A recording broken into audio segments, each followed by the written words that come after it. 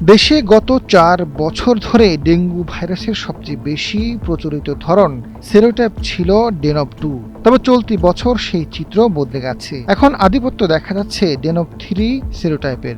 রোগ তত্ত্ব রোগ নিয়ন্ত্রণ ও গবেষণা প্রতিষ্ঠান বলছে, এবছর বিশ্লেষণ করা নমুনার ৯১.৫% ডেনভ 3 ও ৮.৫% ডেনভ 2 শনাক্ত করা হয়েছে। অন্য কোনো সেরোটাইপ পাওয়া যায়নি।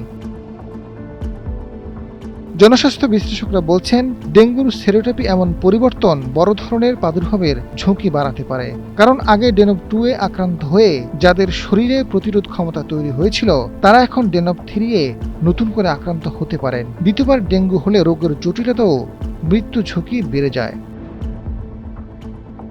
আইইডিসিআর জানিয়েছে, দেশের বিভিন্ন হাসপাতালে ভর্তি থাকা ডেঙ্গু রোগীদের মধ্যে ৫১ জনের নমুনা সংগ্রহ করে বিশ্লেষণ করে দেখা গেছে, চলতি বছরে ডেনভ 3 এর স্পষ্ট আধিপত্য রয়েছে। রোগতত্ত্ববিদরা জানান, ডেঙ্গু ভাইরাসের 4টি সেরোটাইপ রয়েছে। এগুলো হল ডেনভ 1, 2, 3 এবং 4।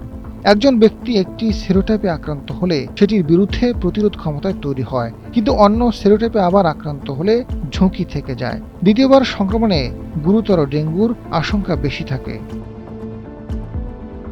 স্বাস্থ্য অধিদপ্তরের তথ্য অনুযায়ী গত ২৪ ঘন্টায় ডেঙ্গু আক্রান্ত হয়ে ৩ জনের মৃত্যু হয়েছে।